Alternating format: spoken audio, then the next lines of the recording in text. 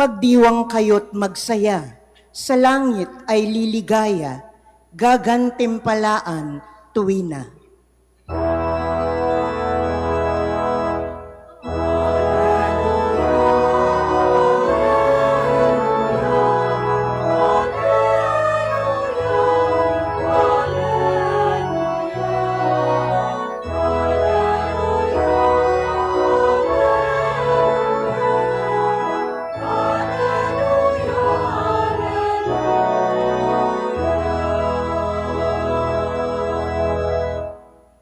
Sumainyo ang Panginoon. At sumaiyo rin.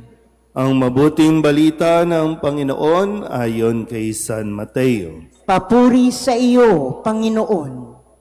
Noong panahong iyon, nang makita ni Jesus ang napakaraming tao, umahon siya sa bundok. Pagkaupo niya'y lumapit ang kanyang mga alagad at sila'y tinuruan niya ng ganito. Mapalad ang mga aba na wala nang inaasahan kundi ang Diyos, sapagkat makakasama sila sa kanyang kaharian.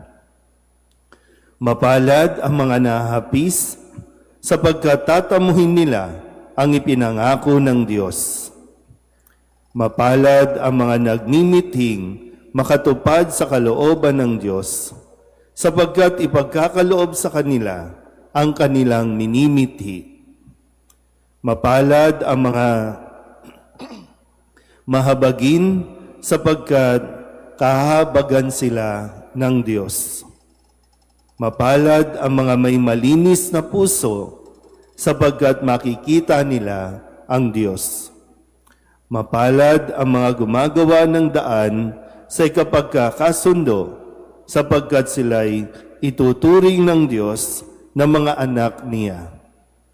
Mapalad ang mga pinag-uusig dahil sa kanilang pagsunod sa kalooban ng Diyos, sapagkat makakasama sila sa kanyang kaharian.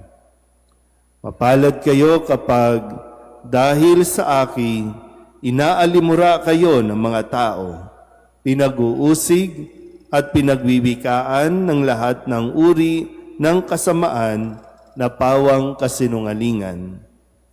Magdiwang kayo at magalak, sapagkat malaki ang inyong gantimpala sa langit.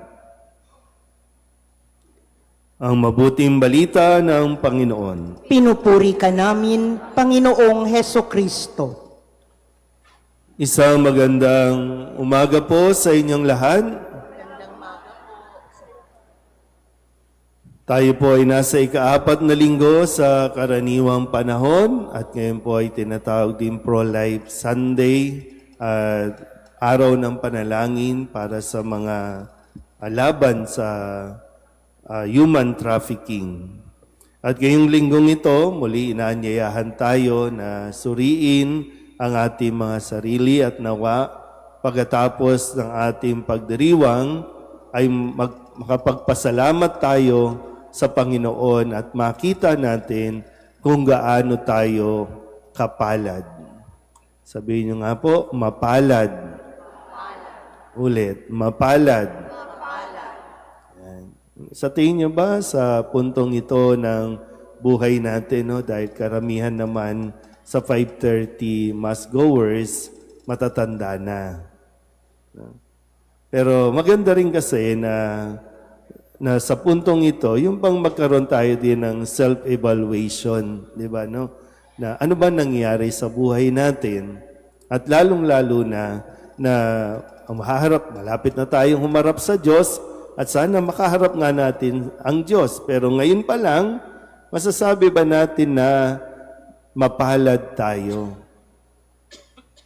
Yan ang magandang mapagnilayan, no? Dahil sa mundo ngayon, no, sa pananaw ng mundo, ang sinasabing mapalad, ang sinasabing maswerte, no, ay yung mga taong may kapangyarihan, sikat, maraming pera. Yan ang kinaiinggitan ng mga tao at yung laging lumalabas sa bibig natin, Ang galing mo naman, ang swerte-swerte mo naman. Hinay-hinay, no? Kasi hindi natin alam kung sino ba ang mas nakakatulog ng mahimbing. Yung mga mayayaman o yung mga simpleng tao lang.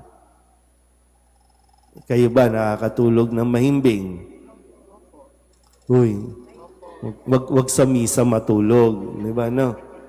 Pero di ba, tingnan mo nga, para ba yung mga bagay, ano bang pwede mong sabihin sa harap ng Diyos o kahit ngayon, maswerte ako, mapalad ako dahil.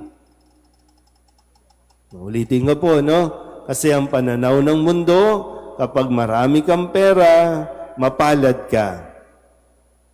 Pero minsan, no, o kadalasan, kapag inoobserbahan natin o napapanood natin yung mga mapalad sa mundong ito, ngayon pinaghahanap ng batas. Ngayon nakakulong. Ngayon walang katahimikan. Maging yung mga anak nila hindi na makalabas, hindi na nga makapag-post sa mga social media.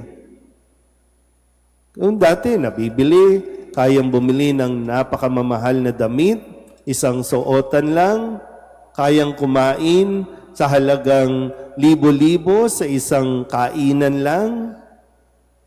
At ang swerte naman nila, ang galing naman nila, sana all. Sana all nga ba?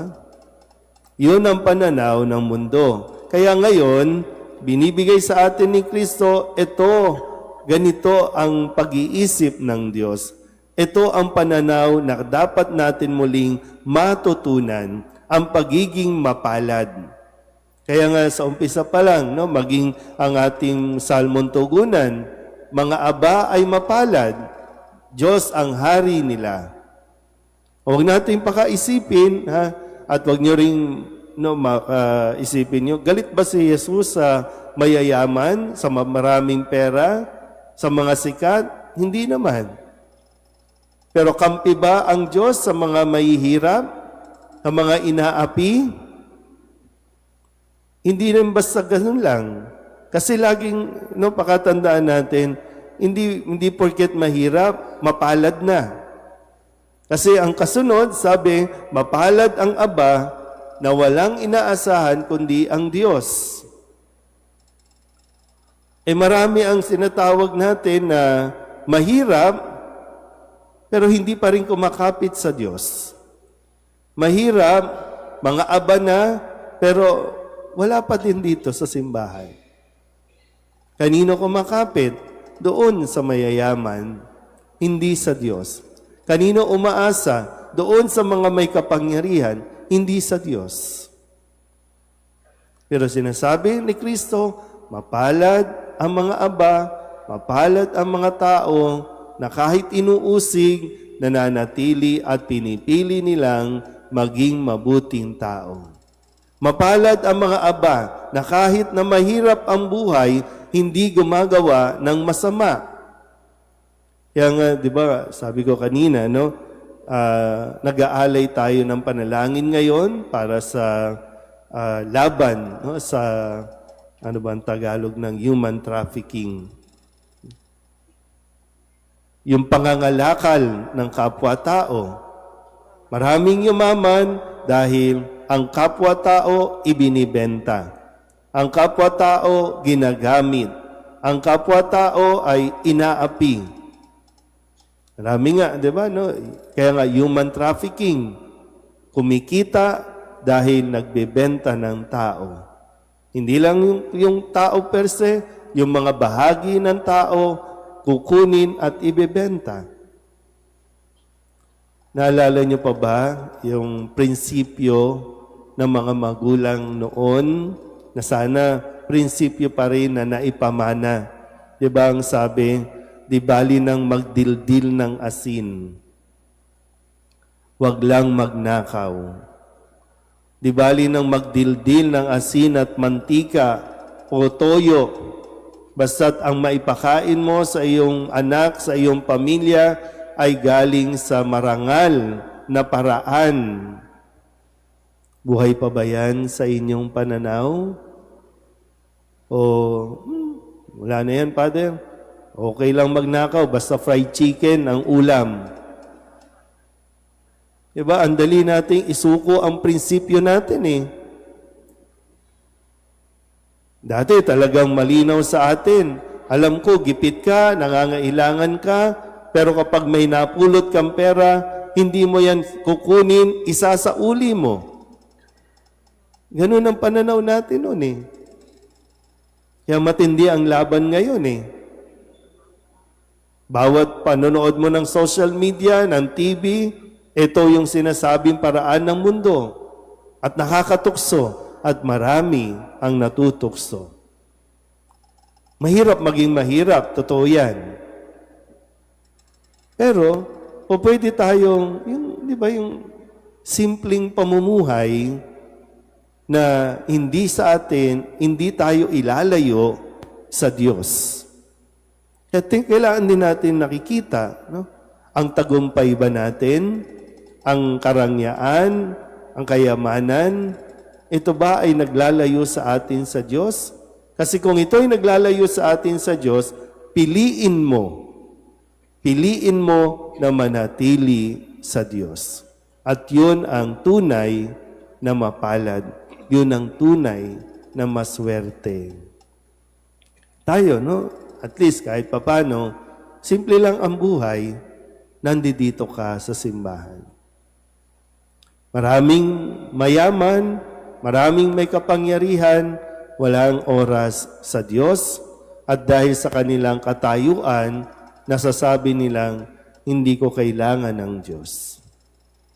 Pero tandaan nyo din, maraming mahirap, maraming inuusig, maraming inaapi, ang hindi rin kumakapit at nananatili sa Diyos. Kaya nawa, no? Sabi nga sa ikalawang pagbasa, ang ipagmalaki natin, hindi ang kung anong mayroon tayong mga material na bagay sa mundong ito, kundi ang ipagmalaki natin ay yung lagi tayong nasa piling ng Diyos. Amen?